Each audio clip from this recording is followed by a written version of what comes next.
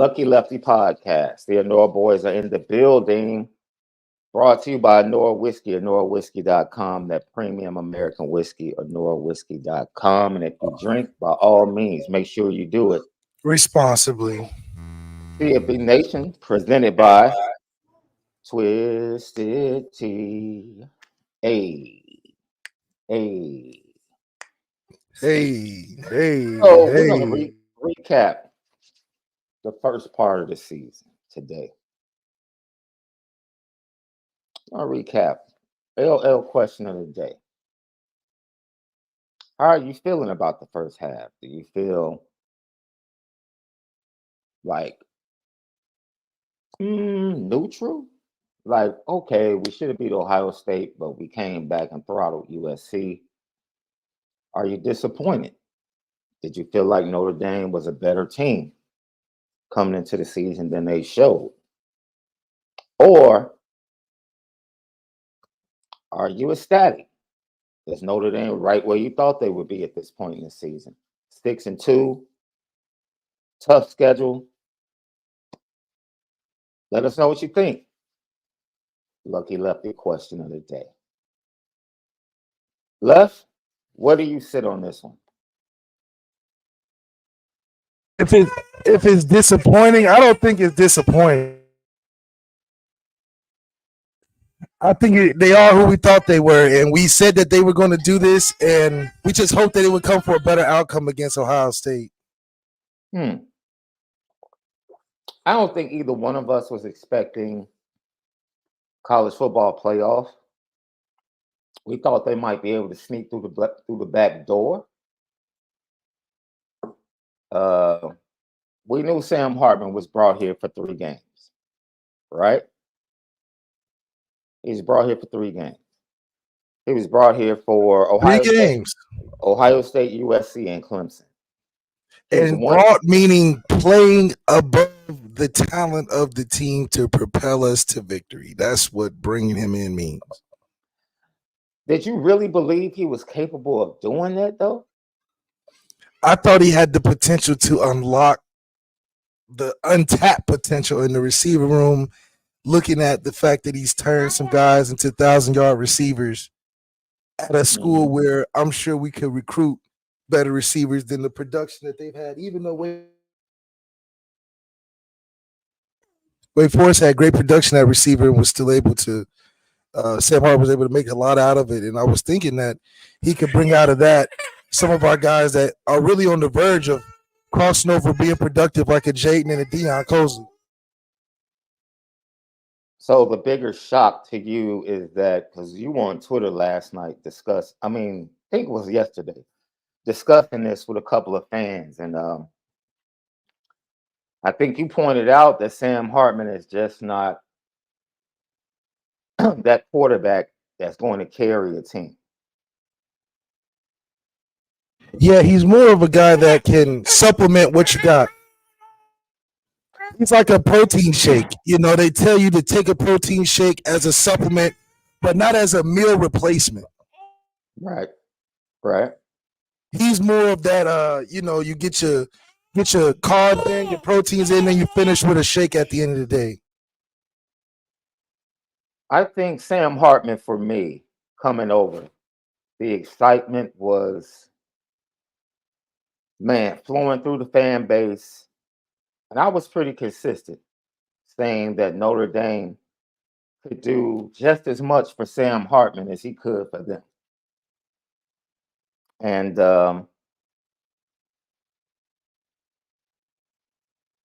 I still think that's the case. I'm not shocked that he's not the quarterback type that's going to elevate a team and carry a team. It's hard to do that when you don't have the legs to add another piece of the game or give you another weapon to go at defenses. It's hard.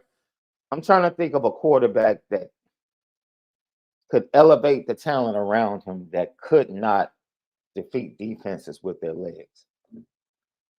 Yeah, you gotta go back some. I mean, college football is just not in the space where you could just win outright with the guy that can't be mobile in the backfield, and Sam Hartman is sort of the last generation of a non-elite athlete at that position. And as you can tell, the ability of that position athletically is growing to where you have to be able to be athletic to get away from some of these guys who are freaks of natures as we're going deeper and deeper into the evolution of the draft.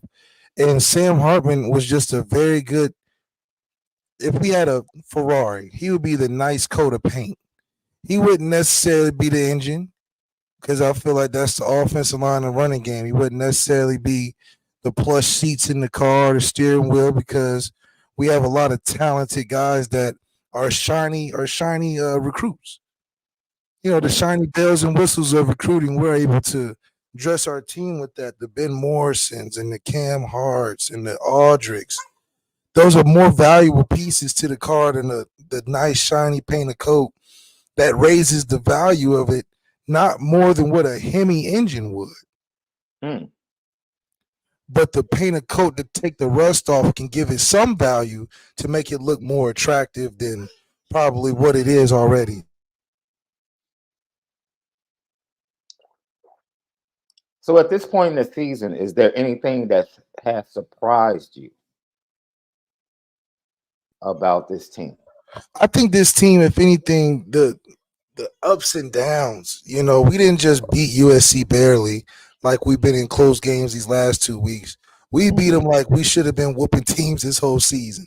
So it's too extreme on one side and the other for me, because how do you score the 17 or a few points you did against Louisville, who's, in my opinion, way worse of a competitor than a USC, but then a USC team that I don't think many people gave us the go-ahead victory for. We go out there and beat them like we're playing in Navy.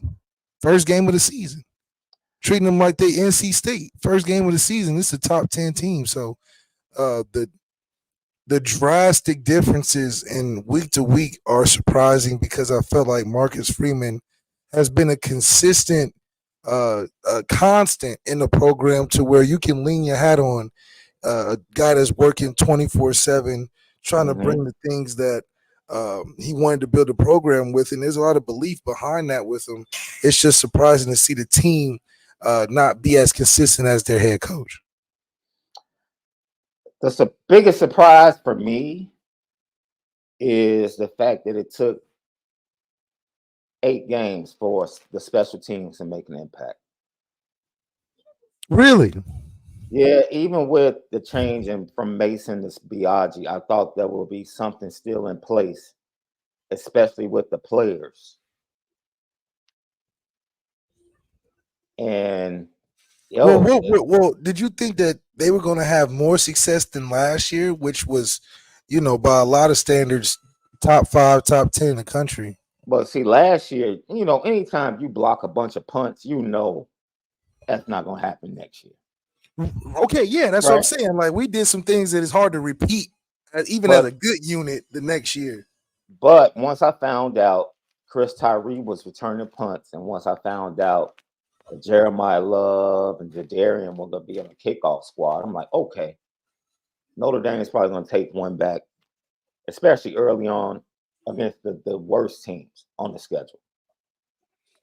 Yeah, it's one of those things. I think Coach Biaggi getting into more of his role and reorganizing and having to have the expectation of what last year's success was on that team. I think that played a factor in trying to get his own mold out of it. And I think some of what happened last year, I think, was more of just directly from the players, not so much of the coaching. The players, I think, had a little more pride on special teams last year, and we're kind of testing some new guys out, some guys we believe are great athletes, maybe not the best special team additives, but great athletes. If they get an opportunity, things go right, they can make something happen. But special teams is surprising as well, because of the fact that, you would think that coming from a Kyle Brenza and a Justin Yoon, and that we would continue that success, and then just not to find as consistent as a place kicker as we've had in the past. Usually we're pretty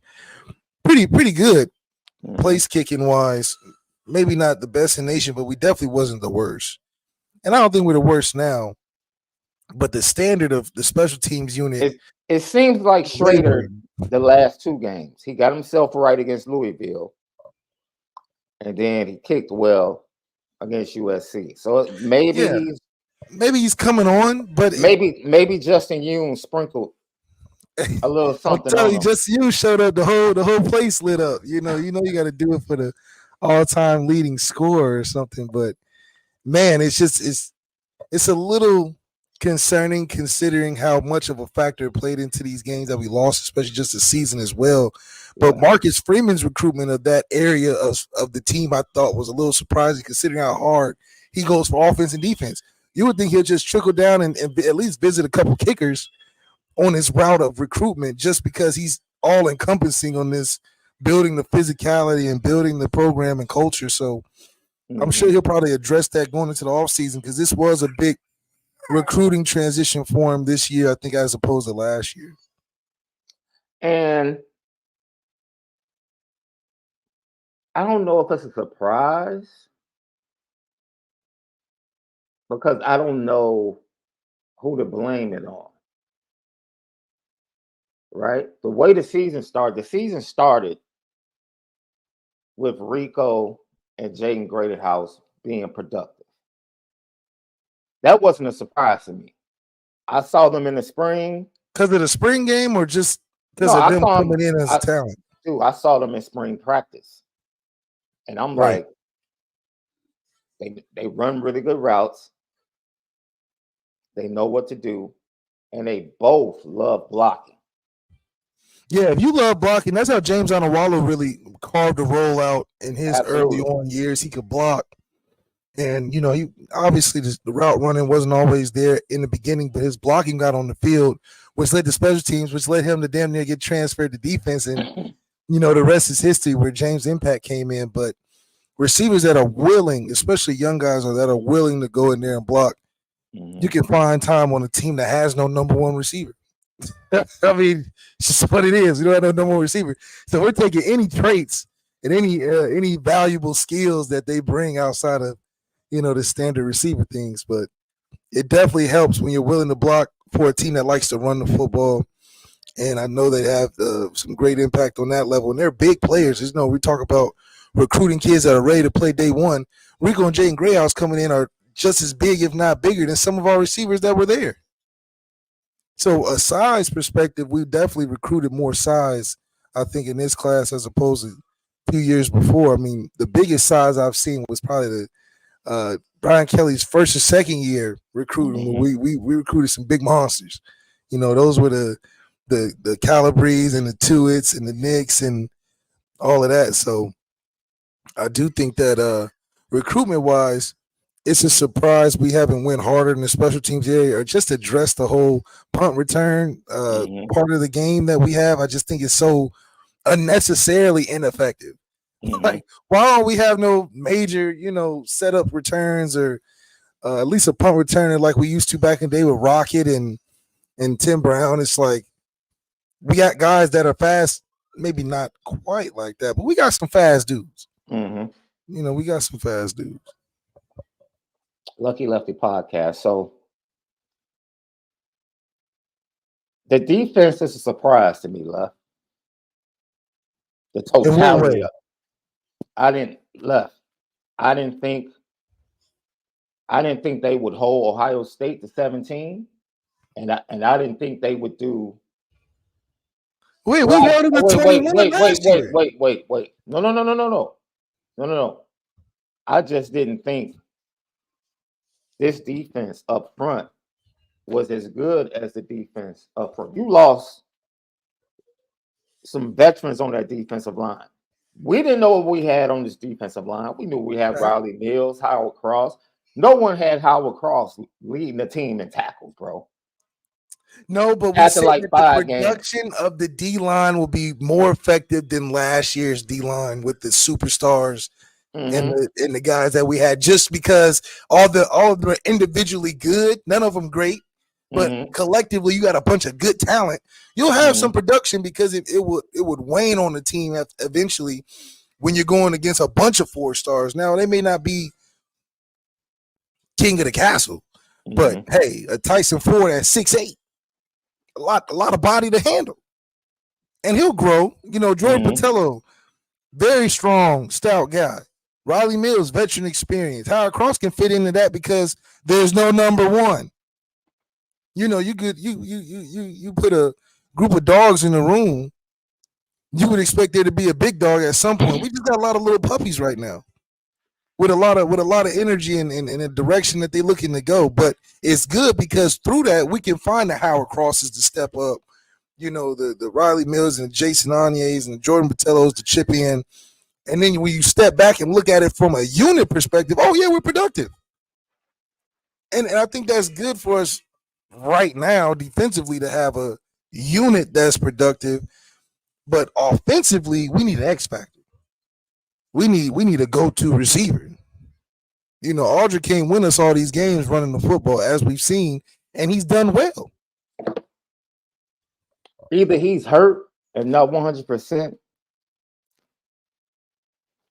or the last few games have affected him because he's not running as hard as he was. But it's the same thing as Travis Hunter. Travis Hunter got to pick a position. Yeah, it was all fun and games in the beginning of the season. Trav, to play both sides. Dude, that cat Trav had the most contrasting game ever. Yeah. He was killing Stanford at wide receiver. Yeah. Killing him. But old boy was giving him, he was giving him the business. And even on Trav's good plays, number 13 was just dogging him, just putting his body in front of him and just making it hard and catching it on him and, you know, pick a position. Yeah, the potential of you doing some things on both sides of the ball, that's great, and it adds value to your draft, but get real. When you get to the league, you got guys that are specialists at those specific positions. You don't have enough time in a day to master both sides of the ball to be effective enough to play over a guy that is getting drafted at that position, you know. But I think for us, what we have the advantage is that we have guys that are talented that have depth. So that's what we're strong at, is that a guy like Howard Cross can get a backup in for a couple plays and he can work and then he'll come back and then he has that ability because he's good enough to work against an offensive line that is handling a lot because they don't know who to key on. So you're leaving up a lot of one-on-ones to guys that we are Notre Dame and we recruit well. So we may not have the 5-star guy, but we got a 4-star that can make some plays. And I think a collection of that is where we have success on defense. And then Al Golden, who's so used to just plugging and playing guys and putting guys in positions to win, he's probably loving the fact that there's no superstar to cater to defensively outside of, you know, our Ben Morrisons. We always knew the strength of the defense would be the defensive backfield. Linebackers have, put it like this, being fair, Maris has probably had more good games than bad games. Yes. Same thing with JD. And Kaiser early on was leading the team in tackles. So the linebackers have been okay. The defensive line, John the Baptist, especially in the top 2 games, played really well against Ohio State and USC. Played really well, man. And Riley Mills and Howard Cross, Gabriel Rubio has been injured for half the games. Now you get to see the freshman Boubacar Traore, who, man, is going to be that speed pass rusher. Josh Burnham is coming on. You see him getting pressures. So Al Washington took a lot of heat, and he deserves it. That's right. Definitely deserved it. Especially from a recruiting standpoint. Especially from Justin Scott's recruitment specifically. He deserves all the heat. Because it didn't make no sense. You got guys down the street you're not getting on. Bro, when Tom Lemming flat out says, I have no clue how Notre Dame lost this kid. Interesting. When Tom Lemming says that, you done messed up. It's So yeah, I think the defense has. I thought this defense could be top 25. But that's what That's I really predicted. good, Sean. Yeah, but they're like top 10, bro. Wait, I'm saying from you didn't expect them to be top 10, or you didn't expect them to. No, I definitely didn't expect them to be top 10. But No. top 25 is not far to climb from. No, top 25 is a vast improvement on what we've seen. Okay. Yeah. You know, they were like in the 40s last year. But we were ranked really well in a certain area last year. What was it? It's always against the pass. Yeah, it was because they keep giving up 120, 130 yards per game on the ground. So, but they were excellent. They basically shut down USC's run game with 6 in the box. But we knew that, though. We knew USC wasn't committed to running the football. We'll have a good day doing that. And, it's good to see when we know where we have the advantage, we actually execute. We don't give up and be like, why are we not stopping But once we shut them down on one instance, it's just hard to be one-dimensional and beat a good football team. It's different if we wasn't good. Yeah. But we're good and gave you one option to win the game, and that's just really hard for even a Heisman contender / previous winner and Caleb Williams. I mean, he was looking like a day one starter. When you ain't got no run game and they tell you, okay, you got to throw to win, Kyle McCord, hell. If it wasn't for that long touchdown run that we gave up to Travion Henderson, the 61-yard touchdown that J.D. Bertrand didn't spill over and make the play, or who was that, Maris or one of them two, Bears crashed too hard and J.D. didn't spill over the top. Bro, without that, Kyle McCord is struggling. We're giving up at least one of those per game. Louisville got one. USC got one. I think they got like a 30-yarder with Marshawn. And Ohio State. Dude, at least once per game, you're going to get a brain fart from the linebacking core. Even though Javonte left JD hanging out to dry by himself on that one. Right. Just mental errors, Mm-hmm. But nothing that, but that happens in the game, and for us. Can I ask you something that might be controversial, bro? That's right. Go ahead. Up to this point, who would you say played better at Notre Dame? Jack Cohn or Sam Hartman? Jack Cohn. That's my man. I kind of feel the same way. I don't know what Jack. Maybe it's because Jack stayed out of all the extra stuff. I just know when I turn on my TV on Saturday, Jack Cohn was going to show up and give me his best effort. And maybe it was the transition year and the fact that as a fan base, we didn't feel as if we had the shot coming out starting the year like we usually do to make a playoff run. Our guy Jack Cohn really did a lot with the circumstances he was given. Now, I will say hell, you got me thinking, what if he didn't share time with Tyler and did all that extra stuff? He might have been. The line was horrible. The offensive line was horrible that year. They weren't the best initially. No, that was the year when people were literally about to lose their mind over the offensive line play. Yeah, but that's you talking. However, but you're talking about splitting hairs. Like we talking about. He did have Kevin Austin. He did have. Who is Kevin Austin making plays for us this year if he played on the team? Kevin Austin with Sam Hartman. Wait a minute. Kevin Austin was the number one receiver his last year. Now we're not about to sit up here and act like Kevin Austin. You can go look at his stats. He was more of a number one than Miles Boykin. He was head and shoulders better than anybody that's on this squad right now. In what way? Name the wide receiver on this squad this year that was better than Kevin Austin his last year at Notre Dame. Please name the wide receiver. Who? See, that's not a Jordan Faison? That's not a good question, though. That's a fair question. Because we don't treat any of our receivers like a number one receiver. Because they're not.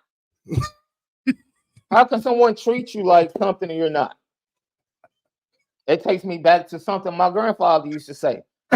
You know, he was teaching me how to be a gentleman and how to treat young ladies. And he said, son, I used to tell the girls, if you keep your skirt up, I'm going to help you keep it up. But if you keep it down, I'm going to help you keep it down. Okay, what's that? My point is, if it's hard to treat them like a number one receiver, but their skirts always up, dog. The skirts are always up. So I can only treat you like what you show.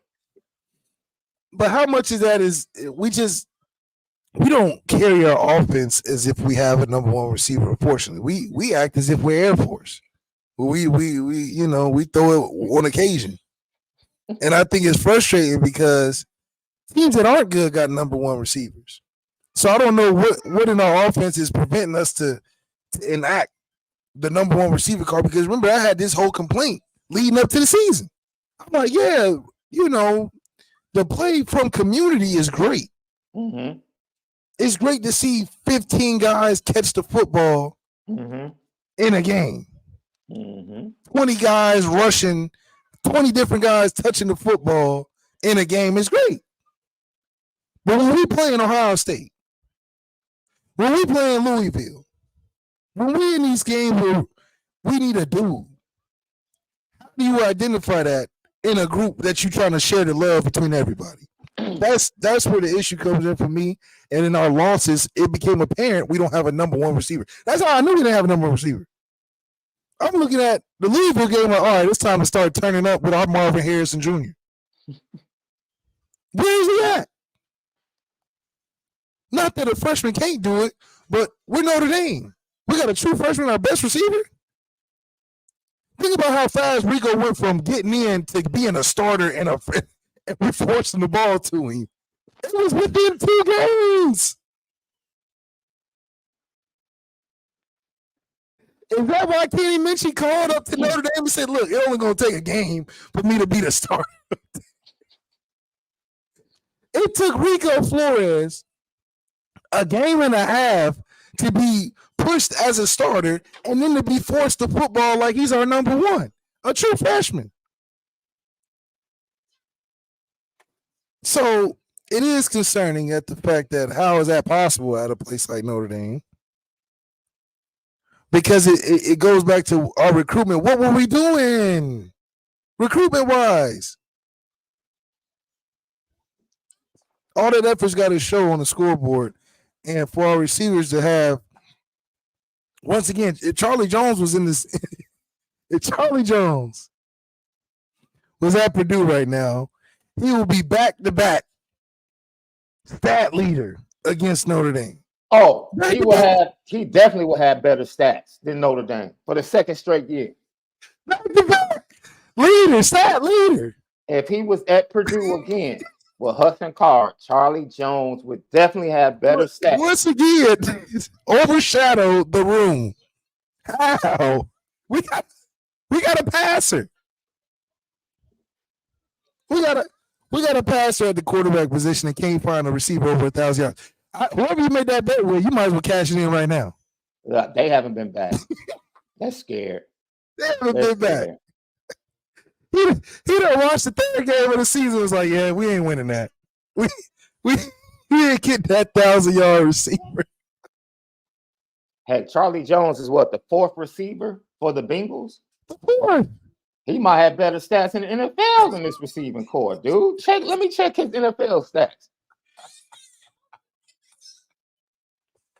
Charlie Jones is living rent free in Notre Dame fan base head right now. The fact that he just continually outpaces the wide receiver room at Notre Dame. And that's the thing that I think I just hope it just doesn't affect our recruiting like a Cam Williams that maybe one day wakes up and say, hey, where's the production at? How would that affect Cam? Cam is like, oh, I'm starting. Yeah, but man, You would like Justin Scott said, I want to be around guys that's also good too.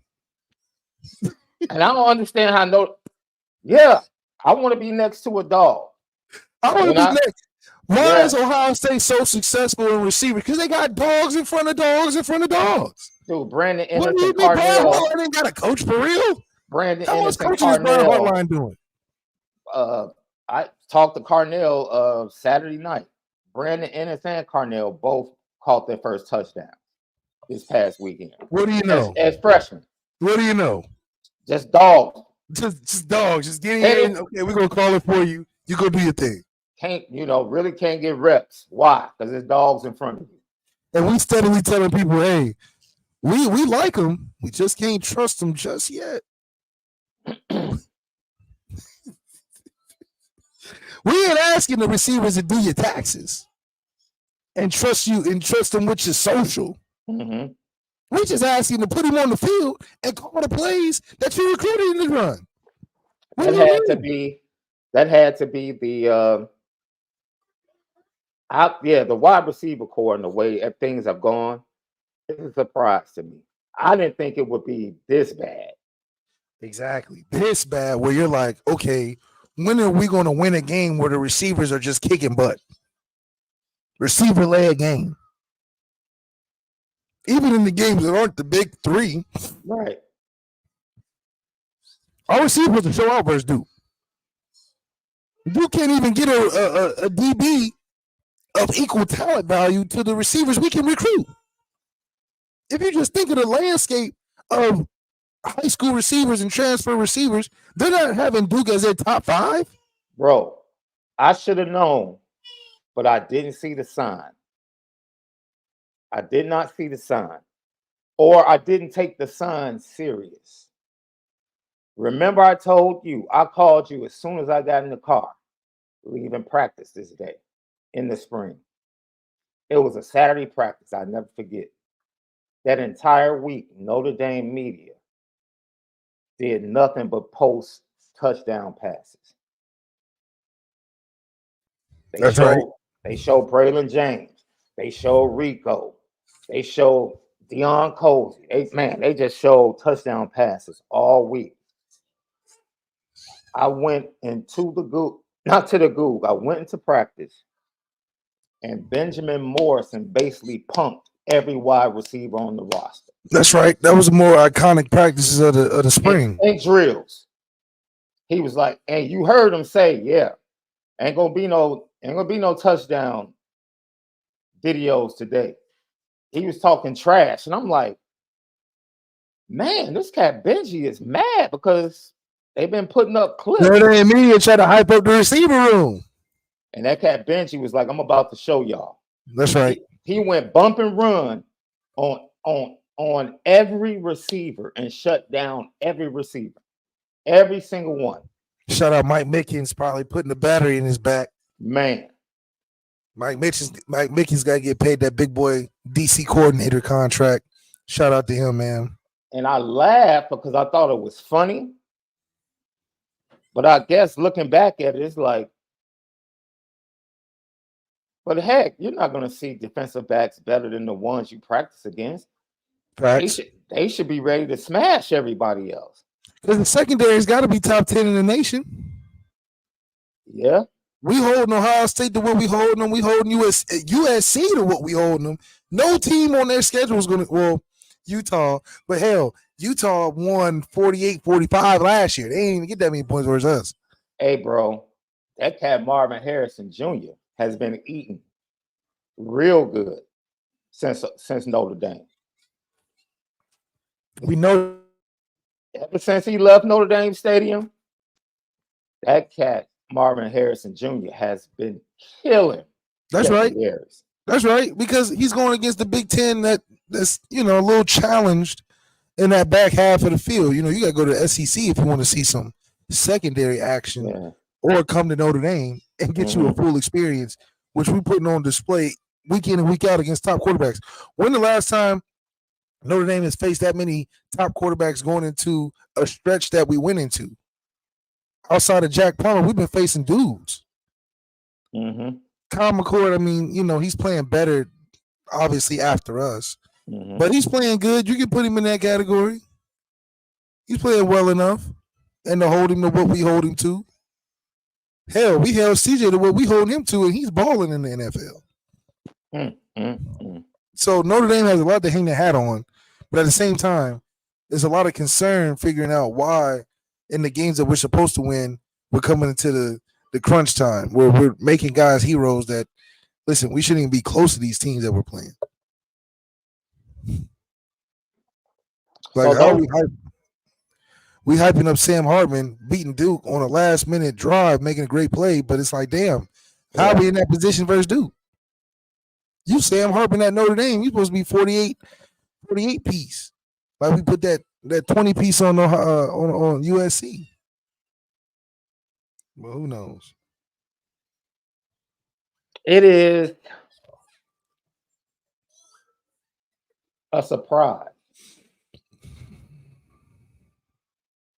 that we lost the Ohio State game the way we lost. The way we lost it, yeah. The way we lost it was a bit of a surprise. I think we pretty much covered most of the surprises. LL Nation, what's your biggest surprise of the season, or some of your surprises of the season? Individually, Howard Cross is a surprise. He has vastly improved his NFL style. Vastly improved. And he reminds me so much of Kurt Heinrich. What was his name? Kurt Heinrich. Oh, Kurt Heinrich, that's balling out with the Texans. He reminds me so much of his career path. I feel like they're a similar type of player. Like they got the skinny legs and not the biggest D tackle, but they make plays and get back in the backfield for TFLs. I think he's making a good impression. Cross he's in the backfield just about every play. That's what I'm saying. And he's kind of got that Sheldon mold to where undersized but makes plays, gets back there. So, we recruit the niche ability of some D linemen around the country. And I think it's good from the sense that we just don't have those 6'6" D tackles that are just monsters in and of themselves. We were able to scout the right talent, even though they may be undersized in some sense, to be able to still be productive. Howard Cross and Jason Onier and guys like that are very good examples of that. And that's a good quality to have in the recruitment, to follow the right guys that fit the system. But still, if you do that, you can't miss on 5 stars that are just slam dunks. Gotta have Justice Scotts and did that in the third. Lucky Lefty podcast. Let's get to a couple of these comments, man, because it parlays into our next subject. The Golden Playbook. Thanks for tapping in. He says, I think it's the play calling, not the players. Jared Parker's schemes aren't good. He did better in this game, but he's got to get better. He's got to. Well, I guess he's saying we got to get a better OC. Hopefully, the new AD and president pay money to get an elite OC. I mean, at the end of the day, Jared Parker wasn't the hottest coach on the market. And this isn't Jared Parker's offense. And Jared it's not Parker, his offense. He was asked to run Tommy's offense because Tommy was there in the spring, and that's what the team has started. So he's running Tommy Reese's offense. That's why he's running another man's offense. That's why it looks that's like having a girlfriend and him trying to be like her ex-boyfriend. It only can go so far. Yeah, she loves you for the similarities and the things that make her feel good, but she sees that you pretending to be somebody else. So that trip that she loves to go to Kings Island, yeah, you only doing that because the dude before you did it and it made her happy. So she's happy to be there, but is she happy with you? That's the conversation we got to have with Jared Parker. Yeah, we happy that you doing what we had success with, but we trying to get to the next level.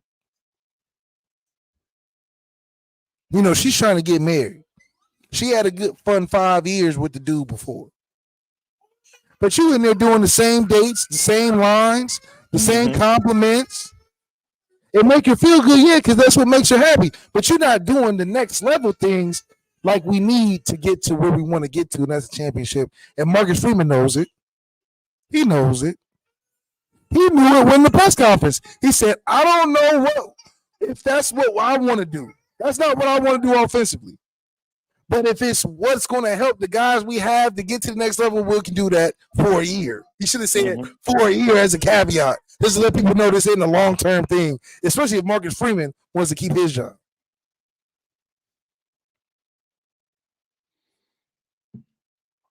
And I don't know how many times I can say this, and it might be disappointing to Notre Dame fans.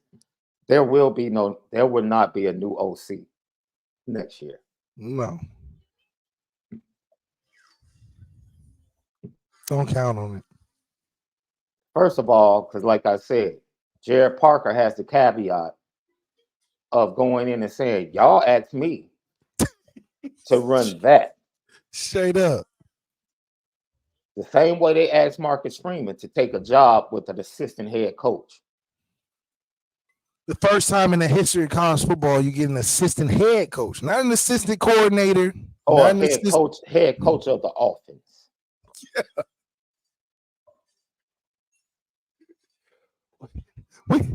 They had to make up a position. Hey, man. Jay Carr says send plays over to Jared Parker. I definitely would. If you want to score. If you want to put up points on the board. Yo, you now see, you know who's about to be tested right now, Left? Mike Bobo. Because Brock Bowers is out for 4 weeks with that ankle. Now we're about to see what Mike Bobo is as an OC, boy. Because it's real easy to call 19. I mean, he had called so many reverses for him, you would think teams would catch on. How many reverses are you going to call for a tight end? He got hurt on a reverse. Yeah. Against Vanderbilt. Because you should, that's the first time in history you've seen these many reverses ran with a tight end. That just shows you just how special and impactful this player is, especially at a position that doesn't carry the football. He's carrying the football, not catching it. He is taking handoffs. Yeah. That's how good Brock Bowers is. Yeah. For Mitchell Evans, we think he's good, but he's doing QB sneaks. He's not catching end arounds. Mm-hmm. He's not trying to outflank the defense to get to the outside. That just shows you how unique and special Brock Bowers is, because you're calling that for a tight end, not no speedy Chris Tyree type of receiver. You're calling that for the tight end, and he's taking it to the crib.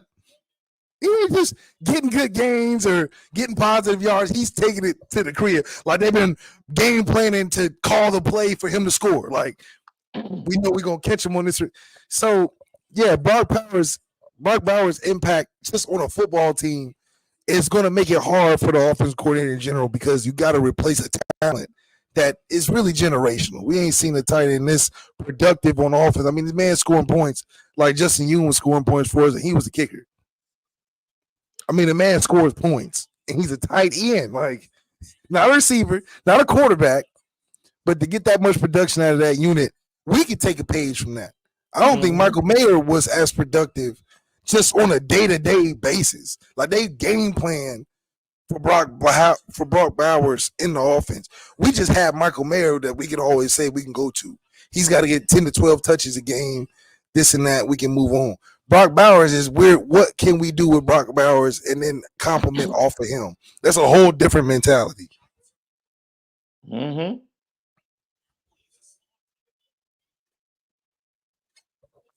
But we're about to see what Mike Bobo is made of. And Carson Beck. And the quarterback. Carson Beck's a wash. Yeah, dude, but 19 makes him look real good every week. You're right. He even wearing 19. What kind of number is that? 19 makes, man, I'll tell you something. All I know is every time they get in the crunch, 19 gets wide open. So we'll see. We'll see what they have. But getting back and closing it out, you know, Jared Parker was asked, you know, to continue the same offense, because that was to keep continuity. This is what the players had been looking at all off season. This is what they had started with in the spring. So The playbook has nothing to do with Phil as a play caller, though. And I can honestly say there were some questionable calls or questionable play calls pretty much every game this year. They just played bad teams early, so they were executing like crazy. But there were some questionable calls in those games as well for Jared Parker. And I assume even with the bye week, you'll see some questionable calls against Pitt. It's just a matter of whether or not Notre Dame can execute. That's it. If Notre Dame executes, they'll be able to outscore and beat pretty much everybody left on the schedule. Really shouldn't be a problem. So it's left up to this squad, man. I don't want the team that took the field last Saturday or 2 Saturdays ago against Louisville. I don't want to see that team ever again. Yeah, you start to see how much of a I factor don't this know. whole emotional victory thing is, or emotional game before. She had to put that ND on, man, because I got ND inspired That's from what's what up. we need to start playing like back in the 2015 days. That's what we need. That's what we need. We need a dude at that quarterback position because we've tested all the other archetypes. We've tested Bro, the what did game y'all? managers and the role supporters. We need to test the type of a dude at that Mm-hmm. quarterback position. Yeah. Because we've tested the Jack. The Jack Cohn was the perfect non-elite player you could have at Notre Dame at the quarterback position to give you the most success. He won you 11 games, got you a January 6th bowl, and threw for 500 in the game. What else do you need? And that wasn't enough. So we should have seen that and was like, listen, we got to get a dude. We got to get a dude.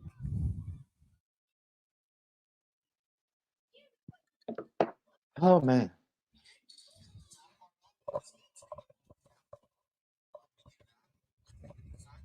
So we know how we pretty much discussed Jared Parker, Al Golden at this point in the season. Has he exceeded your expectations as DC? I think he stayed pretty much on brand. I think it was good to see him be able to get the guys that are younger, more inexperienced, more involved, and not miss a beat with how we've operated from holding teams to certain point averages. So I do think that he's been impressive in that aspect, getting guys caught up to speed and mixing in the veteran guys with the younger guys to still be productive and to have answers for the questions of the D line that I'm sure he's probably got really acquainted with over the offseason of people having worries about it. But for him to find the production out of that unit and then complement that from the scheme that we have on defense, you just see uh, um, uh, you see the results of what he's been able to do on the field. Obviously, we would want more from the recruiting side, but from what he's given us on the field, playing on the field, you're happy with it.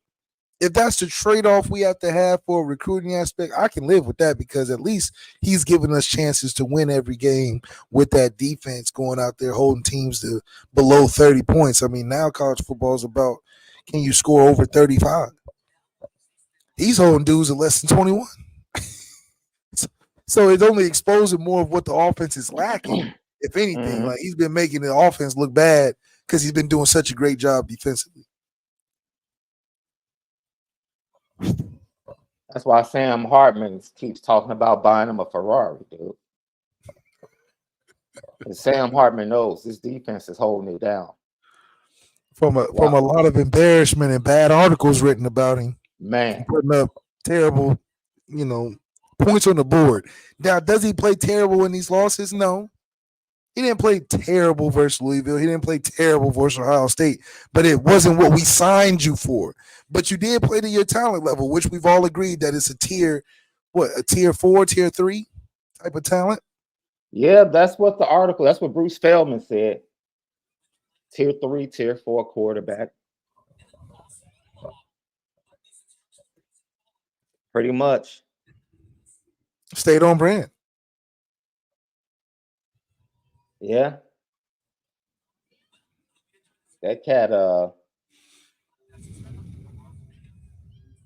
I think he honestly,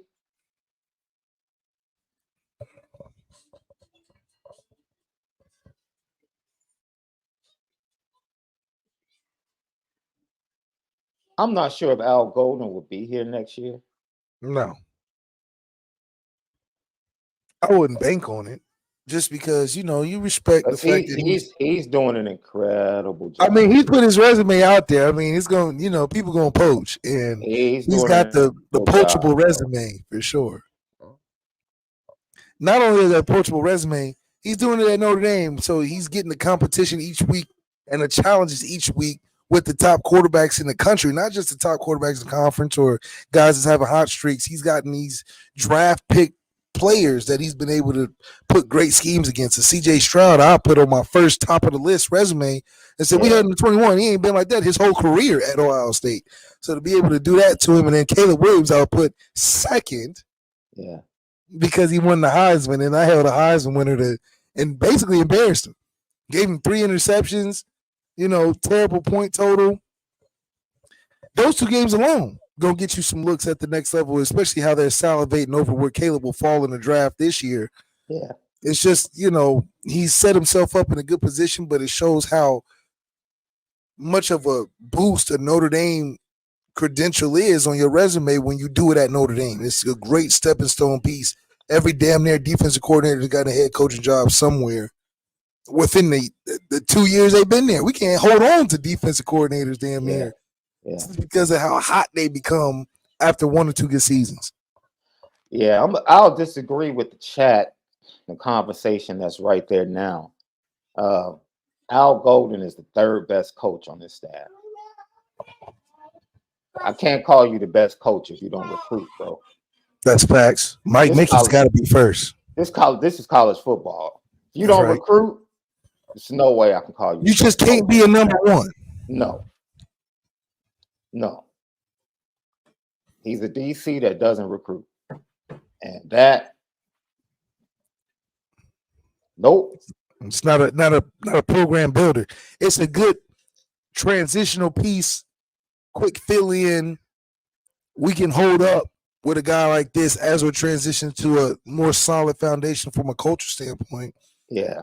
But Al Golden's not even a long-term plan. I don't think he thinks that. Yeah, I would give him Mike Mickens number 1. From having such a lull at the secondary, from them being the more disappointing unit on the defense to being the best part of the defense and playing great in big games, Mike Mickens got to be number 1. And indeed McCullough too. Or who you got us to? Probably McCullough. Yeah. Best 2 positions on the team. And you're talking straight X's and O's. Recruiting means so much. I just can't overlook the fact that he doesn't recruit. Like college means so much, yeah. It's minimal effort. I could see if he said, okay, I'm only gonna go see the top guys. Like if he was like, yo, you guys recruit everybody else. Marcus Freeman probably isn't putting the pressure on Al Golden to go recruit because, I mean, you're the head coach. Just tell him to go. But once again, certain things, Al Golden, if you talk to most people, was a suggested hire. He was a suggested hire. If you talk to most people. He one of those, I know you telling me what to do, but you can't tell me what to do, bro. I know what you want me to do, but you ain't telling me what to do because you ain't hired me. I'm pretty sure Al Golden during the interviewing process said, yo, look. I ain't recruiting. Yeah, pretty much. But I do all the other stuff. I ain't recruiting. Right. It goes right to Marcus Freeman's hands being tied, which plays into the losses that he's taken. Is that some of that is like, damn, he's got to coach with what he's given, and that's rare at that level of football to coach what you're given, as opposed to having control. Like Lincoln Riley is not given anything. Lincoln Riley is fully responsible for the successes and the faults at USC that he's scared. The defensive thing has always been a Lincoln Riley staple. Yeah. Because he's had control over the entire program. He can't get away from defense being bad because everybody knows Lincoln Riley is running the whole operation. Facts. So it's no getting away from that. When they talk about bad defense, they attach Lincoln Riley to that because he's responsible. Yeah. One, you're getting paid too much money, and two, you're getting all these accolades for offense. Being a head coach, making all these decisions, you're getting the defensive accolades too. Absolutely.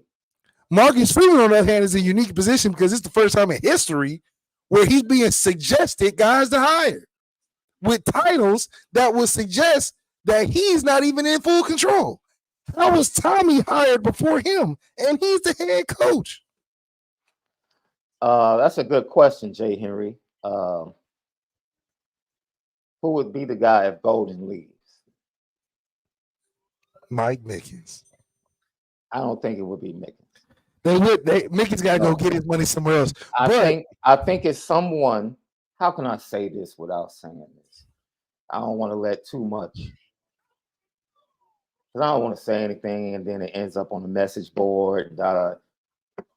Might as well, Sean. We need them ratings. All I'm saying is one of the top candidates will be Wisconsin's former defensive coordinator. I'll leave it at that. Who's that, Jim Leonard? Yep. I like Jim Leonard. I ain't gonna lie to you. I'm a big Jim Leonard fan. Yep. So, Big Ten connections, Marcus Freeman, he got his Rolodex of guys. Jim Leonard definitely wants to probably get up out that code, come to a little bit more culture in South Bend, but you talk about a great hire. If he can't get his OC, give him his DC. Notre Dame would love nothing more than to elevate Mike Mickens and give him and give him a 2% raise. They will love that. Listen, we'll give you a 2% raise. You know what I'm saying? We'll give you that good stewardship, that good stewardship raise. Yeah. Good steward 2%. Yeah. And then they frame it as we want to keep it in-house. We want to keep Notre Dame guys. They understand the culture. That's how they hit you. They understand the way we do things around here. He's earned it. He has earned it. Yeah.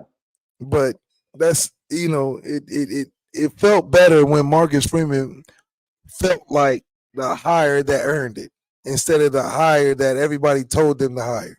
Yeah. Yeah, it is. It felt better that Marcus Freeman was the right pick, as opposed to everybody telling him this is what you need to do if you want to keep the team intact. Yeah. It's Jim Leonard would be at the top of the list. He would be at the top of the list. Oh, for sure. Yeah, I think he's an analyst helping out Brett Bielema at Illinois right now. That's your squad right there. He took a year. Shout out to Illinois with the big victory over Maryland this weekend. Shout out to Brett Bielema. No, because he finally took over the offense. He took over some play calling duties, man. He could have always did that, man. He did that at Wisconsin and was successful. Barry Lundy Jr. he's horrible as an OC, bro. He's worse. Dude, Notre Dame fans won't believe me. Barry Lundy Jr. is worse than dude. If you think Jared Parker is bad as a Notre Dame fan, send some prayers out. I need to get send some prayers up to Illinois fans. Send some, because dude, Barry Lundy Jr. is horrible. He's awful. He's absolutely awful, Left. There's nothing else I can say. Lucky Lefty podcast. So those are our surprises. Mid-season, recapping everything. We come back. I got to tell you about this conversation I had in public today with a Notre Dame fan. And I think the topic came up in the chat. So we'll get to it. Don't forget, CFB Nation presented by Twisted Tea. YouTube, hit the like button, notification bell, share, subscribe. Apple Podcast, Spotify. Man, audio edibles every day. Lucky Lefty Podcast. You already know. We spin it different. We spit it different. That's right. We come back. Left, I'll tell you about this conversation I had today. LL. Welcome back, Lucky Lefty Podcast, mid-season recap. We're on CFB Nation, presented by Twisted Tea. Apple Podcast, Spotify, audio edibles every day, YouTube. Make sure you subscribe, hit the notification bell, that thumbs up, smash it. Left, I'm out in public, and someone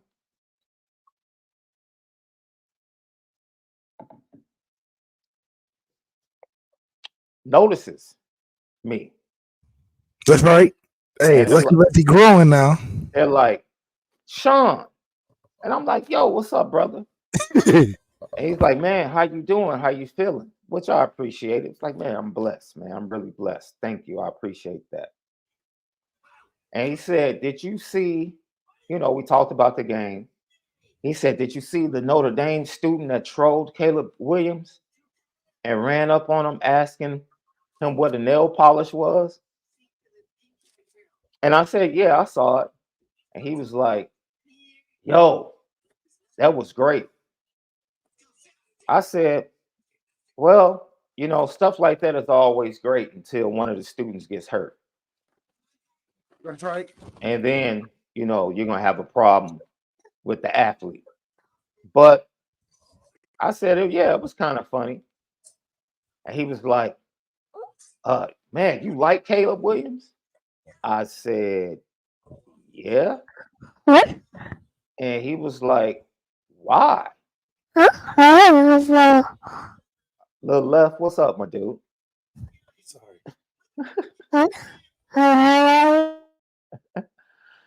And I said, because he's a good football player. I said, yeah, great football players. I usually like them. And he said, but he's he didn't say use this phrase, but he said, but he's a butthole. And I laughed. And he said, what's so funny? I said, you have a Bulls jacket on. Michael Jordan was the biggest butthole in the world, dog. I said, I bet you love him.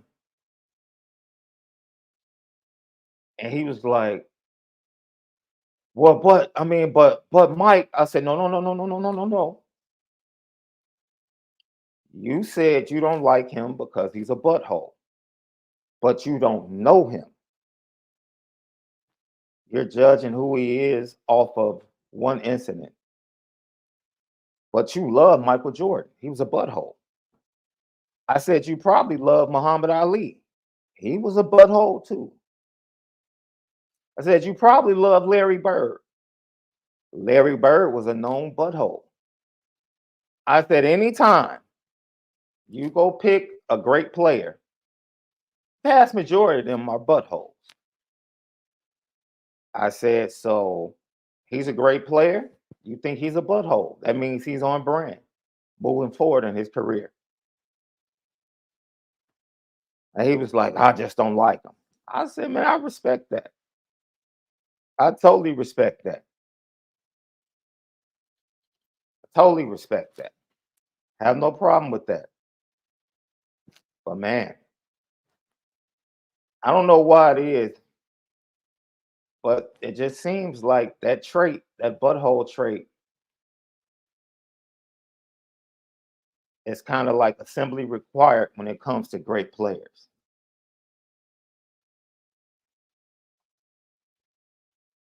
It just is.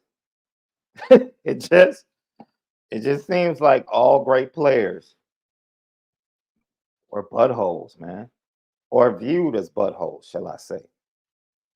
Because after watching that, like Sid Irish brings up Johnny Manziel. Johnny Manziel really,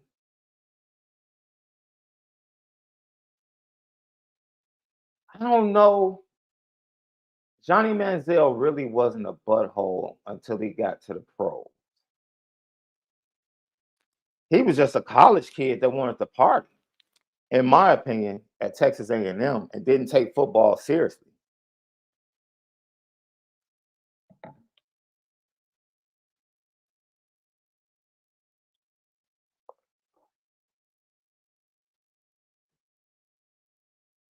Yeah, you on mute or the mic is cut off or something. Check your cords.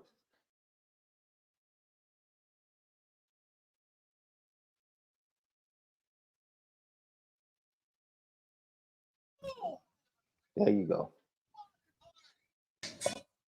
All right, you got me better. Yeah, I got you. Johnny Manziel was never the prototypical work hard all your life, fit the quarterback mold type of guy. So for him to be able to be who he was and make plays was just one of those phenomenons, because the standard belief is that you have to be this uptight professional quarterback on and off the field. And for Johnny to be able to be different and break that mold, just expose that, yeah, you can play quarterback at this position at any type of phase of your life. And I think for Johnny, he just wanted to do both. And it obviously was hard, but he had a lot of success doing it too. And I think people hated that about him, is that he found a way to do it being the way he was. But, you know, I think Notre Dame would never accept something like that. But it is.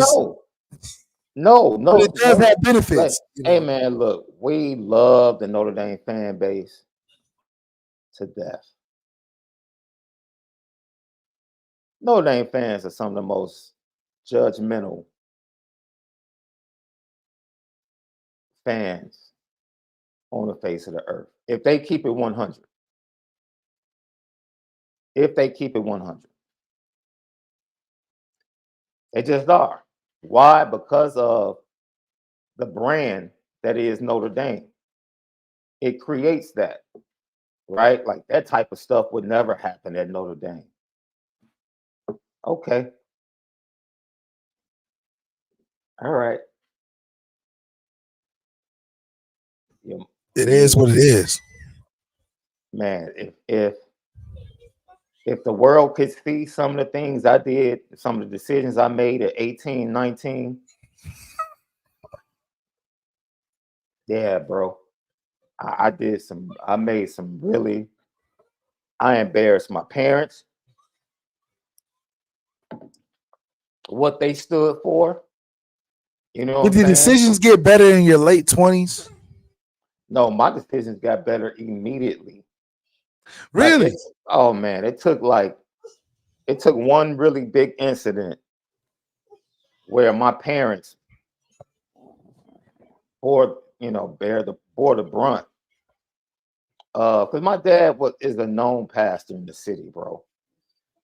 So it just really took one incident where I saw my parents having to deal with something that I did. That was it. That was my turning point. That's right. That was my turning point. But that's 19, like, dude, the fact that we expect a 19, 20-year-old kid to be perfect and then judge him like we know him. Is it perfect or is it mature? Same thing. Same thing. I don't know if it's the same thing. Same thing, bro. I'm sure all the quarterbacks you think were super mature, go get the skeletons out of their closet. It's a college campus, bro. Hey, I don't know how many, but a lot of these dudes are nerds for real. Dude, Caleb's a nerd. Caleb's not a nerd. Dude. No, he's too involved in the fashion to be a nerd. No. Caleb's a nerd, bro. I got some inside information. Like, yo, you see this dude at a party or like in the mist? Oh, he don't know how to rock the crowd. He's a little awkward. Yeah. He's a little awkward. Come on, man. He's a little awkward. He's famous. I'm just telling you. He's famous. He's a little awkward, bro. Oh, I will say this. The atmosphere in Notre Dame Stadium had to be absolutely incredible because USC brought their band, their cheerleaders, their flag girls. They brought everybody. That's right. They better. Right? Pom Pom and baby girl, best friend, one of her best friends is a flag girl. And she reported back like, yo, whoever the DJ was at the stadium was popping. No, they ain't got a DJ now. Yeah, they got a DJ now. Hell. Yeah, they got a DJ in the stadium now. Yeah, I can appreciate that. So that's electric. That's electric. Like, who's a pristine dude? Let's say Andrew Luck is a pristine dude, right? I guarantee you his boy's got to have a story from college. I don't know. Guarantee it. I doubt it. I guarantee it, bro. He is like the true on and off the field same guy. This dude comes from NFL money. I guarantee you he has kicked it hard. I don't know, man. And him and his boys. Andrew Luck is such an outlier. You gotta go to Jameis or something. Okay, you go ahead and believe that Andrew Luck is perfect. You go right ahead. I believe it. Shit. I'm telling you, man. I promise you, his boys are keeping the bones hidden. I promise you. I don't know. That man pretty straightforward, man. He a real life nerd. Like, I didn't say he wasn't a nerd. Everybody does something, bro. There is no person. Hey, scripture said we all have fallen short, my brother. Ain't nobody unscathed in this life, bro. Hey, no. But that's a morality question, though, because then you got to determine not everybody lives by the same morals. That's not morality. It's not about morality. It's about understanding humanism, bro.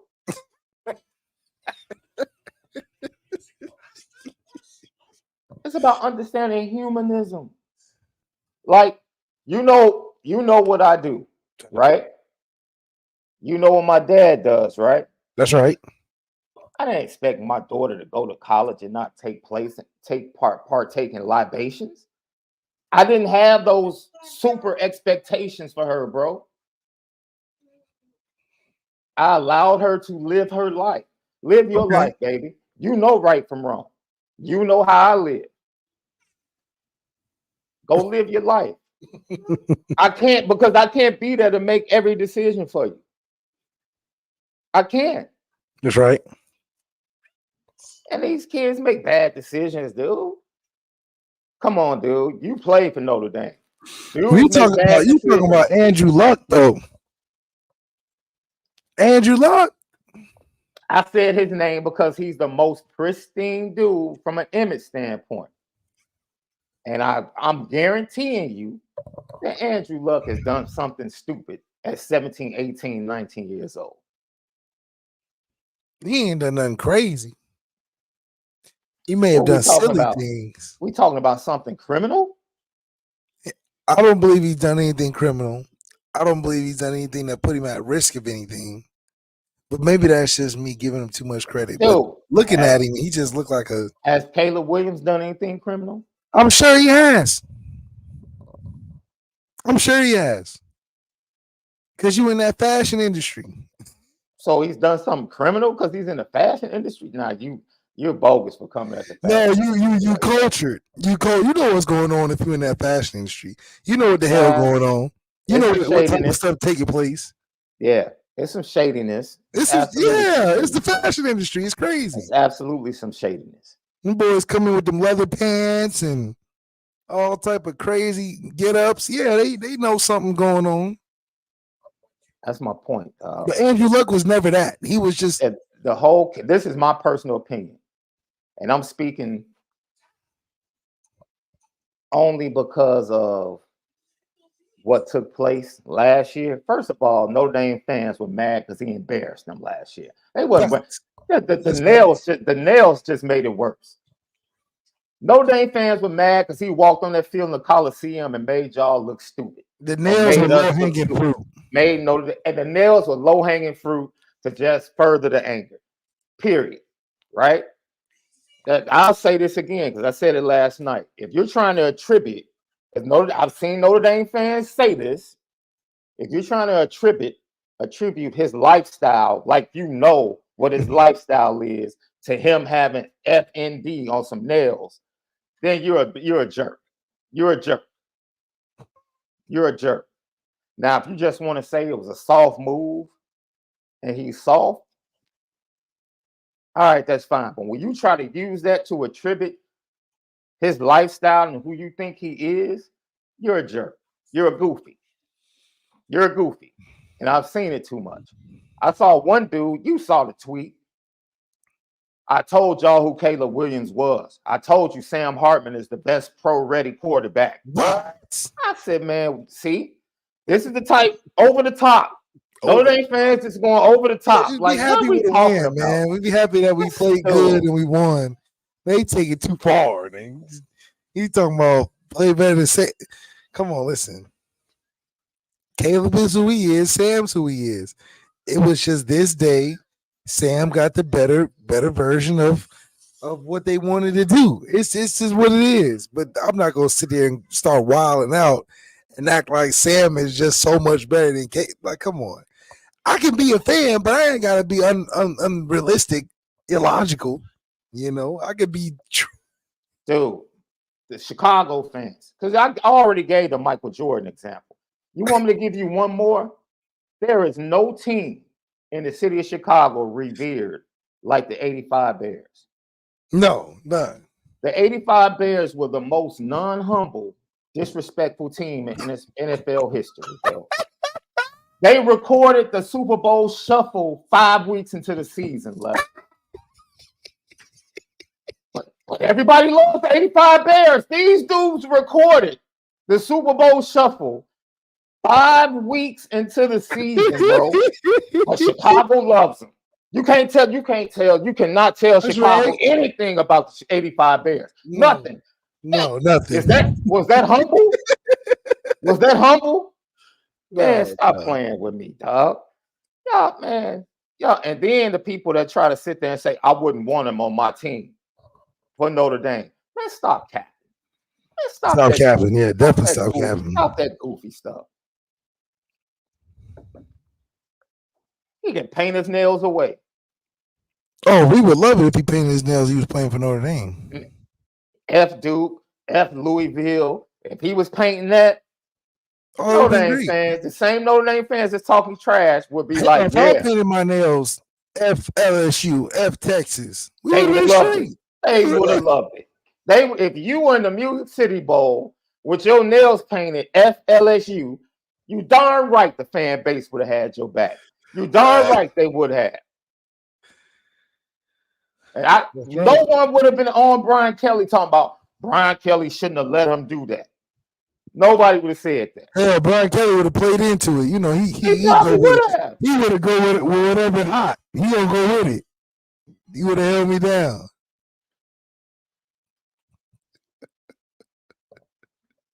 And see, people are missing the point. And this is why, and this is 25 years counseling young people. I don't judge young people for stupid decisions. That's something that adults do, that act like they've never done something stupid. That's why it's goofy as an adult to do it. All of a sudden, so you say it's goofy for adults to act as if they were never kids? Is that what you mean? Absolutely. Okay, that's fair. Absolutely. What did Jay-Z say? Stop acting brand new. Tupac had a nose ring too. Stop trying to crack on these kids piercing their nose now when your favorite rapper, one of your top 5 rappers had a nose ring back in the 90s. Yeah, it's goofy. It's goofy. And the stuff we try to pin to these kids, it ain't just Caleb Williams. The stuff we try to pin to Caleb, so what Shador has a sign? This is the age where the age group does things like that. As long as he's prepared to take the backlash, so what? What are we talking about? What are we talking about? Bro, we literally just had 3 Notre Dame players because, you know, Notre Dame fans would be like, they're jerks if it was the other team. If USC had sacked Sam Hartman and had 3 players almost get called for offsides because they spent 10 seconds celebrating a sack, I guarantee you after the game, Notre Dame fans would have been like, they're dummies. They're goofies. That's what they get. It's crazy. So the conversation is not about justification. The conversation is being able to tell young people, hey, you might want to think about that. That's not a good idea. I don't think you should have done that. Well, yeah, that's a good idea. But at the same time, not feeling like I have to come down on them, like all of a sudden I know who they're going to be for the rest of their life. Or in that moment, that dumb decision just seals the deal on who they are. It's not the way life works. It's just not the way life works. So whether it's Caleb Williams, Cam Newton, who got the same type of treatment, or anybody else, Johnny Manziel. That's why I said once I watched Johnny Manziel's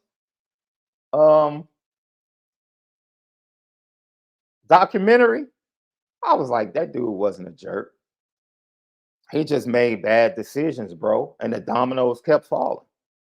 And he just didn't realize that he couldn't get away with the same crap with the Cleveland Browns that he got away with at Texas A&M, because the NFL is a different beast.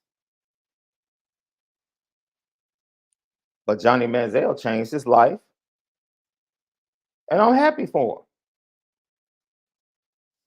I'm happy for him. He was an alcoholic in college.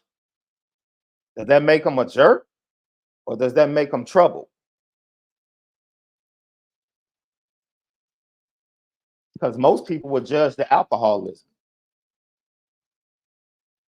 Like I said, maybe because, you know, I look at things different because my expertise is young adults, especially at risk young adults from the inner city.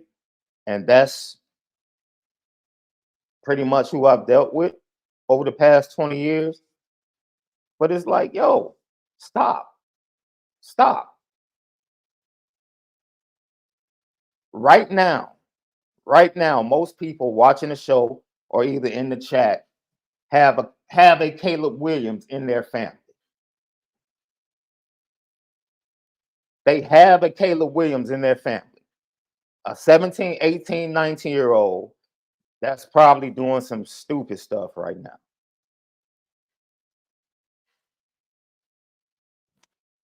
It is what it is. So it's really not about, man, excusing behavior. It's about learning not to judge behavior and label people, especially young adults, because of behavior.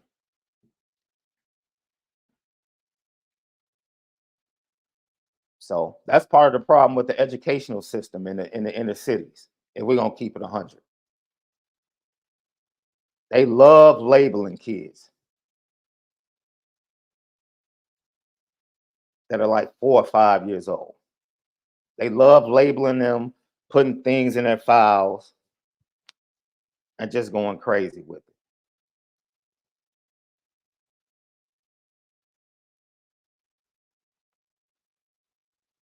Let's get back to ND.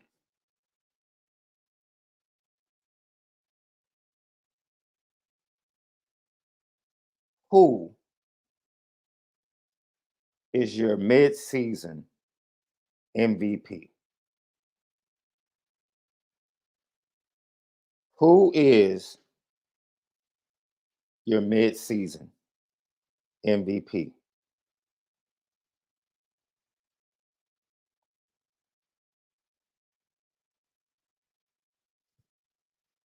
I'm very interested. Mid-season MVPs. Let's say MVPs, right?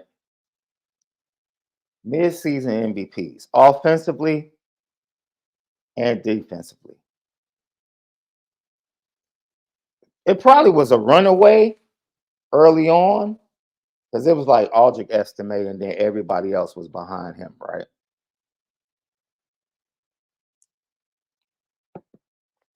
We see some people, Joe Alt, pretty good candidate. See Howard Cross for the defense.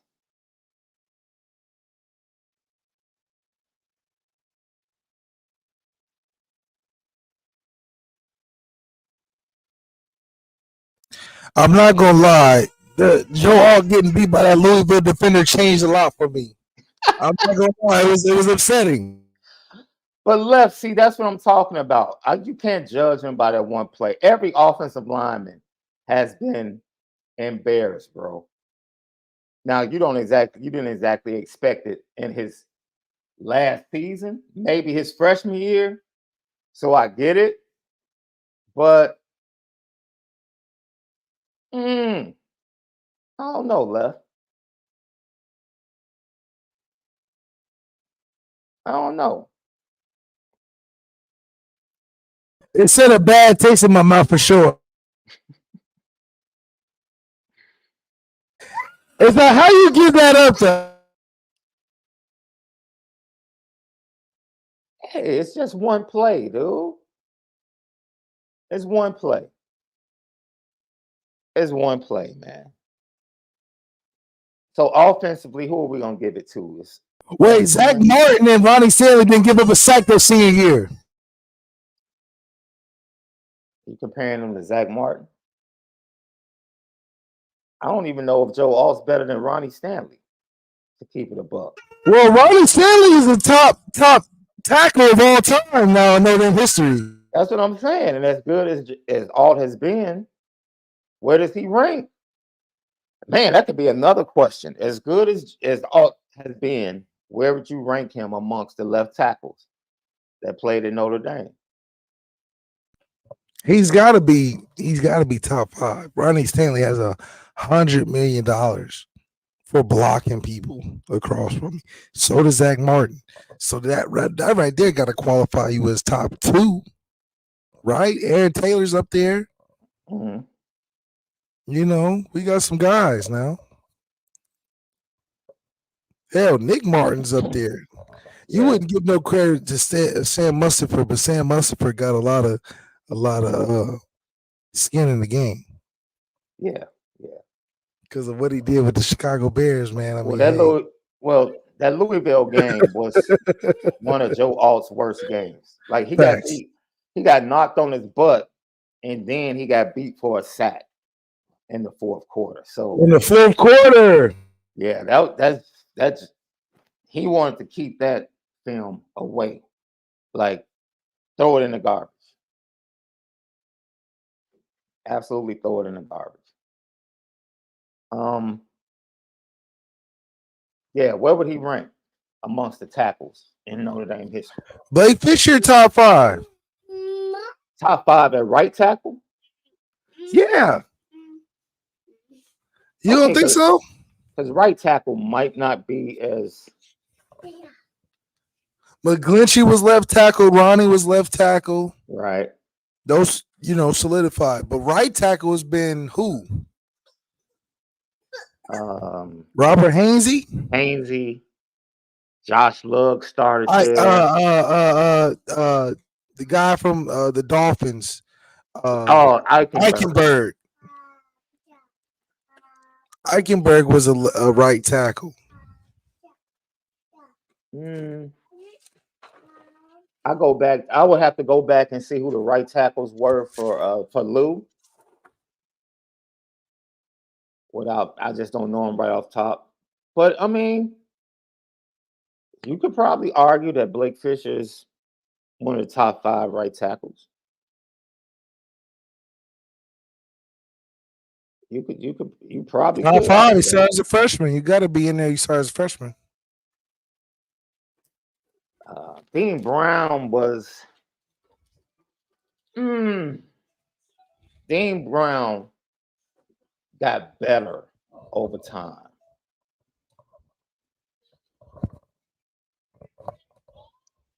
Over time. I think Lindsey Knapp was one of the right tackles.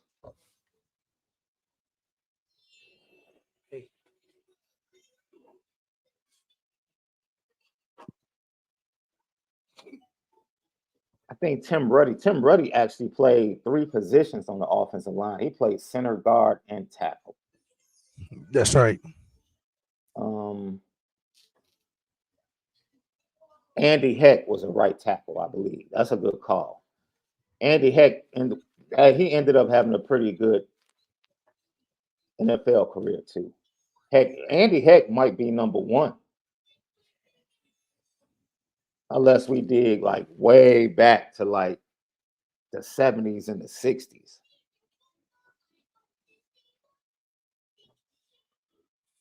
I'm not mad at that. Not mad at all. So the MVP has to be Aldridge, right? Right now, Aldridge is the MVP just through that's attrition. almost by default. Yeah. Yeah, I mean, hey, he's been he won the Duke game by himself, so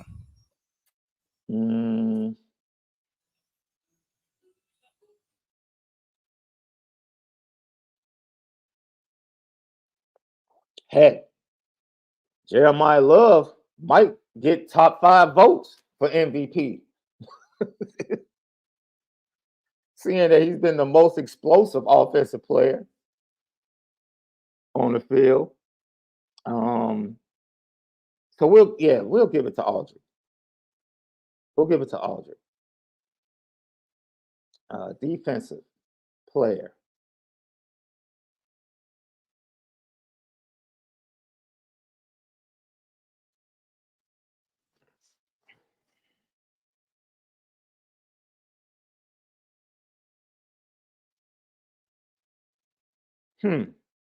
Howard Cross definitely has to be at the top.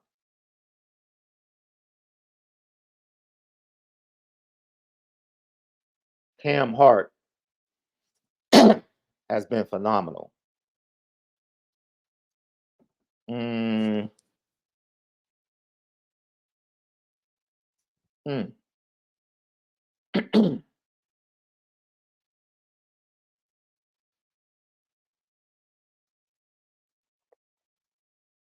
Xavier Watts had a good game. Now he's had 2 great games: North Carolina State and USC.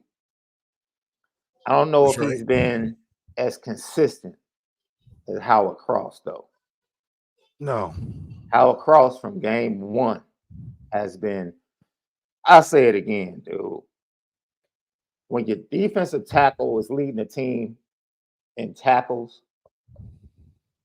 that's pretty impressive. Pretty impressive.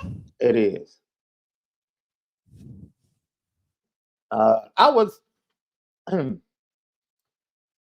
Brian Driscoll said this, and at first I was like, but if you really look at if someone would say that Cam Hart to this point has had a better season than Benjamin Morrison, I wouldn't fight against you. I wouldn't. He hasn't given up more big plays. And he's just been really good, man.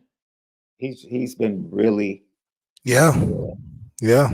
And a lot of the fan base put that pressure out there for Cam before the season by saying, yo, Cam needs to play better. Cam got to step up. Yeah, for sure. Step up, and for me, like I said, dude, the last Cam Hart has never been 100% the last 2 seasons. The previous 2 seasons, he's never been 100%. Never. Fought through multiple injuries. Played with an oblique core injury last year that he got during fall camp and refused to put freshman DBs out there week 1 against Ohio State. and just played through it and never complained until it really got worse and he had to take a seat.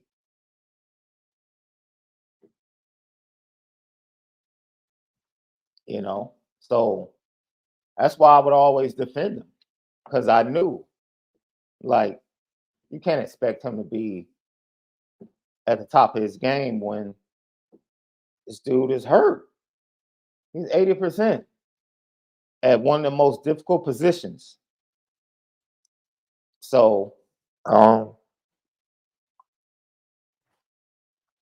we got Howard Cross, Cam Hart. Starting off, this Maris was playing really good at the beginning of the season. He's kind of tapered off, especially against Louisville. Jaden Mickey played Saturday. There's nothing up with him. Matter of fact, he's the third defensive back in the rotation.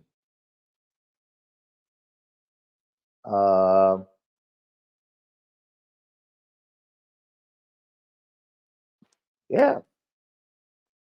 Roll the dice, Left. Who's your defensive MVP?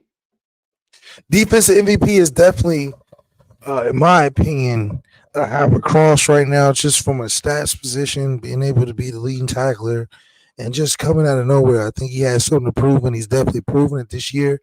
I thought it'd be more Jason Onier in that D-line position, but for Howard Cross to step up and make big plays, considering a defensive line that we didn't consider to have any superstars, but for Howard Cross to be a lead dog in that unit, I think it shows a lot to what he's been able to put forth in this season to get better and be an impact player. So Howard Cross, for me, defensively, obviously it's hard for me to add the stars in there with the Ben Morrisons and all of that, but Howard Cross and Xavier Watts will be my second, just because Xavier Watts being able to transition to a full-time safety position and be impactful in big games. Forget all the games that we're supposed to win.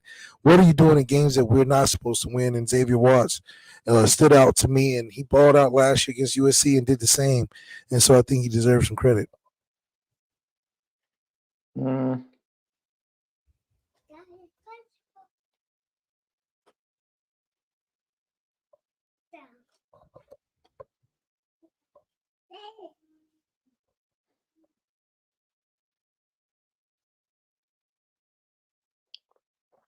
I'm with you on that. I was giving it just a little more thought. He really has, since game one, he really has been that dude. Who's he really has. He had one game where you can really say Howard Cross didn't show up like he's been showing up. That's right. That's right. You know what I'm saying? So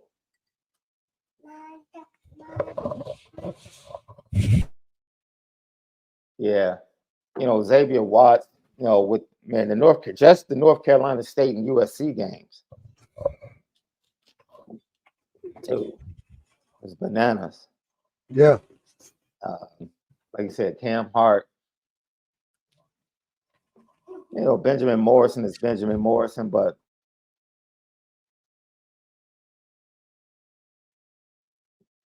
yeah, I think that's a solid pick. I think Howard Cross is a solid pick. Howard Cross is a good choice. You're not gonna go wrong choosing him. Yeah. And just because of what he's been able to show from a guy that came out of, not say nowhere, but a guy that wasn't expected to be the lead dog of the defensive unit. Yeah.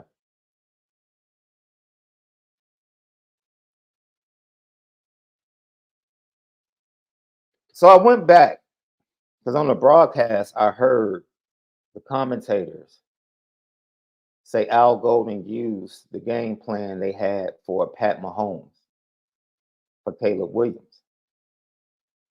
And the second time around, that makes sense to me.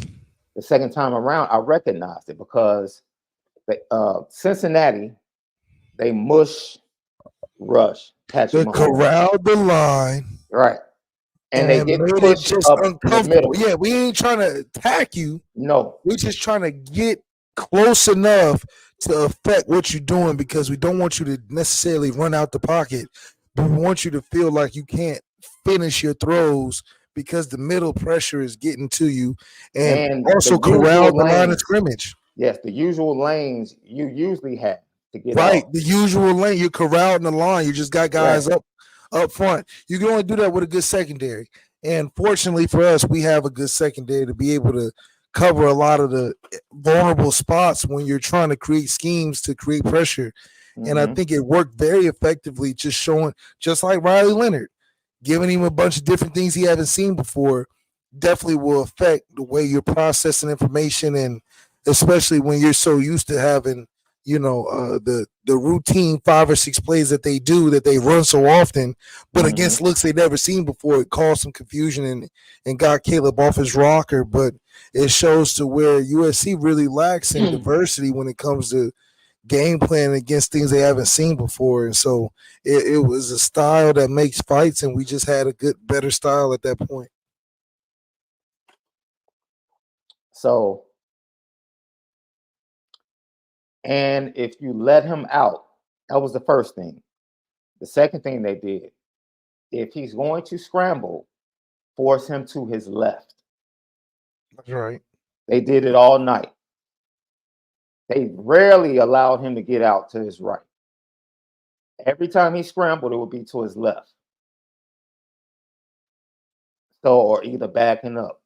And he made the mistakes and threw the interceptions trying to get to his left. So, because that's away from his strong hand. So it was a great strategy. Fantastic strategy, man. Absolutely fantastic strategy. So, to hear that from the broadcasters and then go back and look at, man, they executed this game plan for 4 quarters very well. Like, that's hard to do. That's hard to do in the NFL with professionals. So to do that on the college level, that's some Kirby Smart taking Tennessee and Hendon Hooker out of their game plan type of stuff. That's right. That's high level DCing and high level execution by your players. Yeah, for your defensive players to know the scheme and the different nuances that you're adding to it, just based off of the game plan that week, and for them to pick it up so well, it just shows that Algon's really been putting in a very good foundation from last year that they built off of going Yeah, into this year. Obviously, the things that we did last year, we were just off by a little bit. yeah, Last year's game, we just missed them a little bit. We was there, we was in the backfield, but we yeah, wasn't bringing them down. This year, for us to do a similar type of scheme, but be able to actually execute enough to bring him down, we rattle him enough to get the 3 turnovers that he hadn't had all his career. yeah. So it just shows that Al Golden really got to those guys that he's a good coach. He can communicate the game plan well enough. It's one thing to create it, but another thing to communicate it, and he did that at a good job. And we play at a high level, considering the two losses we're coming off of. Yeah. And you know how most people have the linebackers spying? There were a lot of times when Notre Dame had the safeties spying Caleb. So when he finally got outside the rush, he would look up and Xavier Watts would be coming full speed From depth. from depth. And it's like, oh, snap. They mixed up everything on him, man. Who was spying him, coverages, blitz packages, games up front with the D line. They did everything, bro. Everything. And one key third down, they brought a game to the left. I think they brought Javonte all the way across to the left and blitzed the linebackers around the other side. Maris Yeah, came around the other we was on side. some freaky stuff. It was crazy. So you have, I think, 3 to 4 rushers to the left of the center. He sees that rush, so he starts to move to his left, and here comes Maris around the outside. And he saw Maris and immediately started backing up. It was like the things they were running, bro. They were setting traps for him, almost. That's right. And it was it was beautiful to watch. It was even more beautiful the second time. I'm telling you, to watch Notre Dame's defense a second time.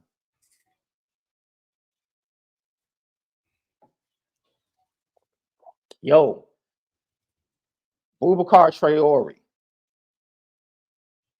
got the sack. He came in on a play in the third quarter. USC was backed up. They got called for a false start, but Boubacar had beat the the right tackle left. Right.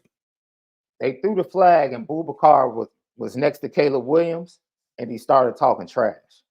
And I was like, okay, I like him. Boy, you a freshman, and you have the guts to talk trash. I said, okay. Okay. All right. I like that. I like that. You're gonna have to back it up, but you got some guts. You got some guts, kid. I'll tip my cap to you. It goes a long way.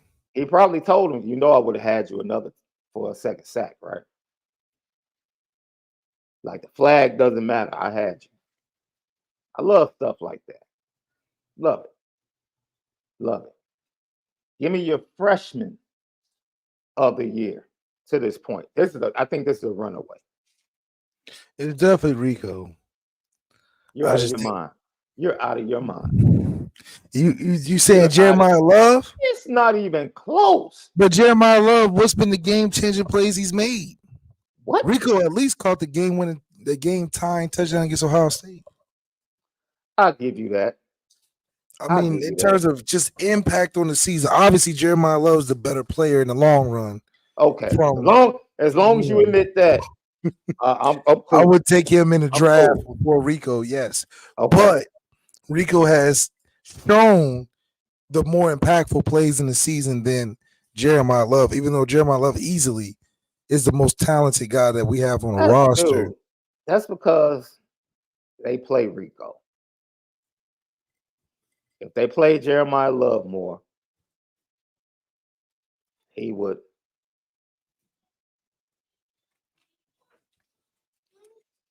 Be that deal. Yeah. Like we know production-wise, receivers, like you said, Great House and those guys have touchdown. Wait a minute. Jeremiah Love has that long touchdown run against what was that, Central Michigan? Where he cut back. Yeah, I think he does. Dude, the reason I say it's not close because I know who the most talented freshman is. He's the most talented freshman. Now that's not even close. As far as game breaking speed, quickness. Yeah, in terms of talent, he's got it for sure. Yeah, yeah. But if you want to go ahead and say Rico, I won't push back on that. I won't push back on that. I can rock with that. So Al Golden would have to be your coach of the year, right? To this point. You said Al Golden can what? Al Golden would have to be your coach of the year to this point. Your assistant coach of the year. Getting it done? Absolutely, Al Golden. Yeah. Hey, I want to tip my cap to, because for the most part, Notre Dame's offensive line has had 2 questionable games. Which ones? Louisville and Duke. If you want to throw Duke up in there, fine. Questionable in what aspect? I just think he wasn't calling enough to try to be effective, in my opinion. I'm just telling you what people will say. Okay. Anytime Notre Dame loses, the offensive line gets the blame. It is blame for sure. That's it. Notre Dame lost. The offensive line was terrible. Well, it depends on how many points you score, but usually it's the offensive line. Yeah. Joe Rudolph had some big shoes to fill, left. That's right. Some really big shoes to fill. $100 million contract, guys. He had to. And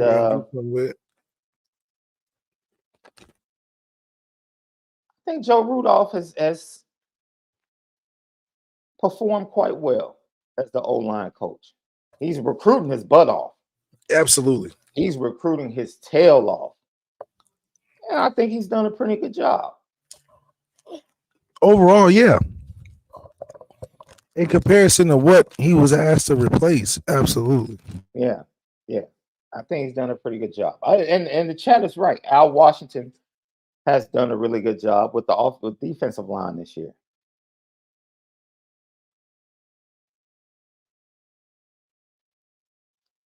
Very much so. I mean, the end of that Ohio State game, if you want to hold that against Al Washington, and the Ohio State game is no excuse for that. That's just a blunder that we will live with. That Ohio State game was a blunder, I guess we'll live forever with, just because it was such an egregious moment in history for college football. Yeah, yeah. I agree with that. Before we get out of here, Lilo Galante asked, do I think Fisher would be good at guard? I think Blake Fisher would be good at whatever position he wants to play. That's right. When he makes mistakes, everybody wants to be loud. Nobody wants to talk about how he dominated on Saturday night. Nobody. No, they never give Blake Fisher credit when he balls out. Never. They only bring up when he has a sack here that he'll give up, or out of 50, 60 snaps, he'll have 2 or 3 bad plays. And everybody wants to move him to guard. Unfortunately, they don't have a better right tackle on the roster. Right. I'm all for moving him to guard. If you have a right tackle that's better, move him to guard.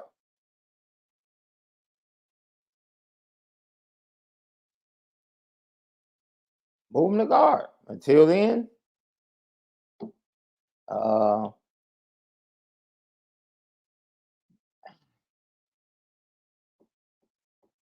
don't think Jagasaw was behind because of the surgery, and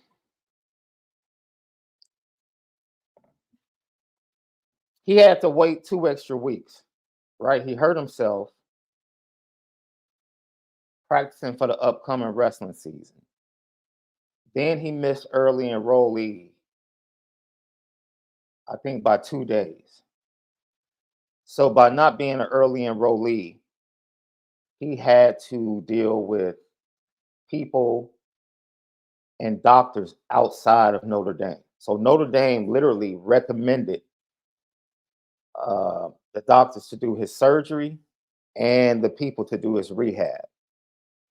The Chicago Bears physicians did his surgery here in Chicago, and then ultimately they found some people closer to his home to further his rehab until he reported over the summer. So that put him behind a little bit, because he was supposed to have the surgery done like 3 weeks prior to when it actually happened. So it just put him behind. That's all it did physically. It put him behind because he had just started running by the time he reported, if I'm not mistaken. He had just got back to running full speed. So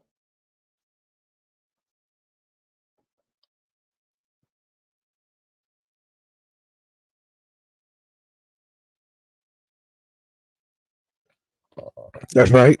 That's right. anything stick out? That's our mid-season recap show. Anything stick out? How are you feeling about Marcus Freeman halfway through his second season? Man, Marcus Freeman going through a lot of different circumstances during the second season that he's had at Notre Dame. It's still very early. Second season is, I consider 5 seasons in, you're getting used to it. The second season, the adversity that he's had to deal with and managing that to be in a position where he can still take the destiny of the team and the fate of the team in the right direction, but it's going to come down to how he finishes the season. He's got one of the three big wins that he needs. He needs to get Clemson as well. But for the Ohio State game and the Louisville game are definitely marks on his career to where he has to be worried because he has to figure out answers as to why he has to play better as a unit. You know, the team has to be better as a unit against teams that we're supposed to win. And as long as he keeps that fight of beating teams that we're supposed to beat and being competitive, if not better than the teams that we're not supposed to beat, he's going to be in the right position. That's the Brian Kelly formula. Is that the games that we're supposed to win, you make them boring. Yeah. You get up and you squeeze out the win. Brian Kelly lasted 10 years off of that. Marcus, you take something from that. Let me ask you a question, and then we'll get out of here, Left. And someone in the chat, they questioned Chancey Stuckey, not from a recruiting standpoint, but from a development standpoint, I guess. First of all, his two starters, Jaden Thomas and Deion Colsey, have been injured. Those were supposed to be his two guys, along with Chris Tyree in the slot. So his young freshmen were forced into action a lot sooner. But they were ready. How do you view Chancey Stuckey? Like, the fact that he had two freshmen ready to go. Well, you know, it's not too much of an excuse you can add to it because you're hired for a job. You know, this is high stakes football where you have to be able to be prepared in the moment, and for him not to be able to have a number one receiver ready in the weight shows recruiting. That's what it shows. You know, you need to have a Cam Williams or, one of those impact players in the lineup on the verge of beating the guy you have in front of you, and that common thing that you need in recruiting is something that Chancey Stuckey needs to really live in the space of, we may get a Cam Williams, but I need a guy better than Cam Williams coming in next year. And that's something he has to focus on, because when you don't have that, you have lulls where you sit there in a position where you have a bunch of guys that have a bunch of potential, but you're not playing them. Why is Braylon James not playing? Why is Jordan Grayhouse not getting a bigger role? So it shows that the depth that you have isn't more effective than the depth that you already have in terms of the starters. So you need to keep it in mind that the guys that you're recruiting has to be better than the guys that you have right now. That's the challenge, but also something that we have to work on. All I know is I watched Washington play without McMillan, one of their top receivers, against Oregon, and didn't skip a beat. One monkey didn't stop no show, as they say. Like, that is the challenge of any wide receiver coach in an elite program. It's your job to stack talent. Like I said, we talked about, Marvin, we could talk about Abuka and Marvin Harrison Jr. They had to wait their turn at Ohio State. Oh, yeah, because Chris Olave and all them boys were still Olave, Garrett Wilson, what's my man that was injured most of last year? They got drafted in the first round. He plays for the Seattle Seahawks. I forget his name. Jackson and Jigma Smith. Like, every first round wide receiver had to wait at Ohio State. They had to wait. That's shout out to Brian Hartline. He goes, he gets them, and they understand, and they're willing to wait. That's right. So Brandon Ennis and Carnell, they got next. They're willing to wait. And it seems like Washington, with the wide receiver coach, mind you, that Tommy Rees vetoed. Let's throw that out there. You want to talk about the wide receivers and their young freshmen stepping up for McMillan against Oregon and their development. Yeah. Coach Shepard should have been the wide receiver coach, but Tommy Rees vetoed it. Must be nice.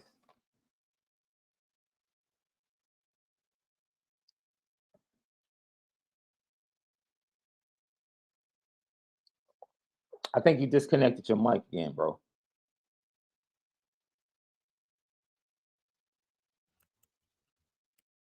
Get ready to get out of here. Okay, you hear me? Yeah. You know what time it is.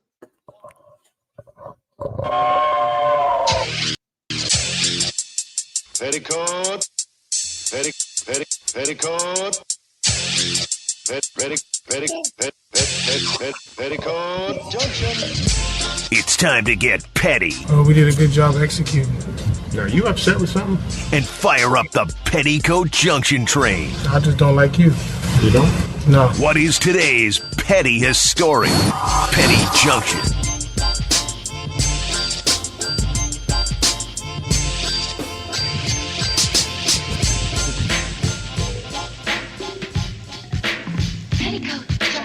That's right, Petty Junction, pettiest story. Brought to you by ONORA Whiskey, ONORAWhiskey.com, that premium American whiskey, ONORAWhiskey.com. Man, not for a bad reason. I have to put Mikey Williams and Mace on the petty train. That Mikey Williams case is real sad, man. I can't lie to you, man. Beyond sad. Beyond sad. You know, but once again, look, he's 18. Hopefully his lawyers can get him a good deal. Let the young man do his time so he can come back out and pursue his dream. Do his time. You say he should go to jail? I do. Like May said, he going to jail, dog.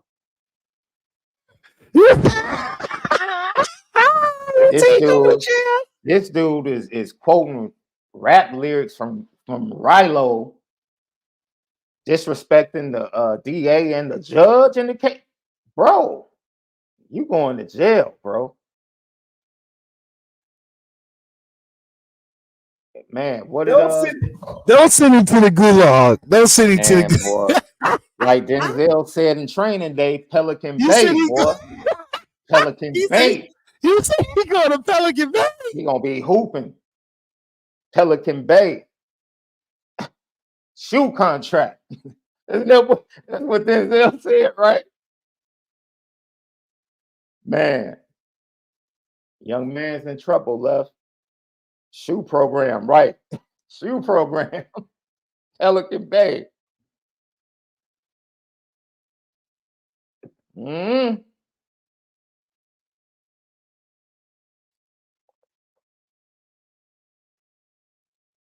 I mean, if he wants to be a goofy. He was a goofy messing around with the guns. Now he's a goofy. He must be mad about what's going on. Hey, I don't know what else to tell you, bro. And then, the way Mace responded to finding out the information, Mace was like, hey, yeah, he going to jail. And I hate to hear it. I hate to hear it, man. LL Nation, we appreciate you guys. Wednesday, 11 a.m., the great Shane Walton, big time defensive back from Notre Dame, joins us right here on the Lucky Lefty podcast to talk about the first half of the season, getting back to Notre Dame, and coaching. Shane Walton has to be top 5 all-time punt returners. We're going to talk to him about that too. How the special teams is kind of, because Notre Dame used to just stack great punt returners, dude. Like Tim Brown, Ricky Waters, Rakib Ismail. Then it went to Shane Walton. They had the Joey Getherall, was there in the early 2000s. Then they went to Zibikowski, Vontez Duff. Like, dude, Notre Dame just had punt returners and kick returners. Alan Rossum. And then all of a sudden, Notre Dame just hit a rut. So we'll talk to him about that too.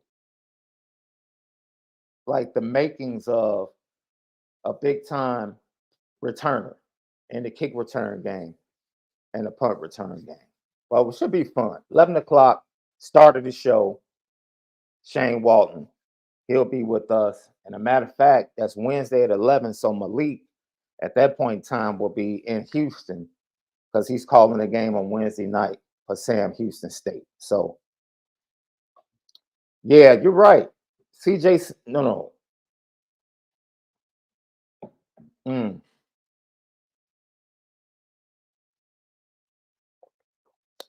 CJ Sanders, aka Lil Ray Charles, might have been the end. He might have been the end.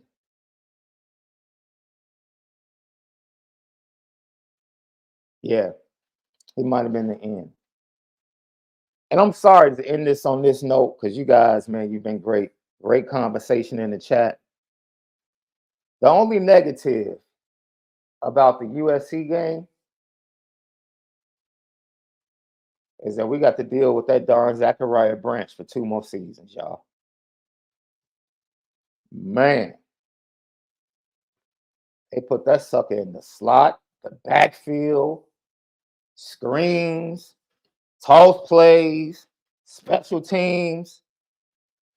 Woo! Yeah, we're gonna have to deal with that number one for the next 2 years. Hopefully Al Golden will still be around.